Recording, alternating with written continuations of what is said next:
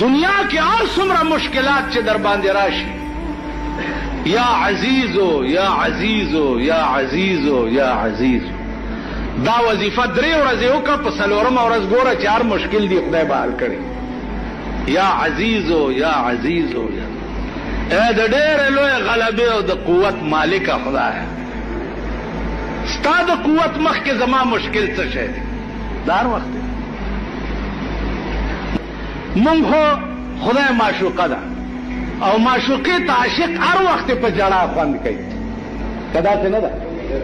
خدای محبوب دی، معشوق دی، او د عاشق سړي هر وخت خدای ته او معشوقې ته جړا چې ده هر وخت چې خوله دې واده کړي ورته جاړې، شکل د جړا دې جوړ کړي، هر وخت لګیا اوسه. اے الله تاسو مونږ څه دعاګانې دي، زمونږ څه دعا ده. د رسول الله صلی الله علیه وسلم دعا به داسې وه چې لاسونه به دومره اوچت که چې د دې ترخونو سپینوالی به صحابه ولیدو، دومره لستوڼي به لوی نو په لستوڼو کې دننه صحابه به د ترخونو سپینوالی ولید، دومره به لاسونه اوچت. مونږ خو داسې کړي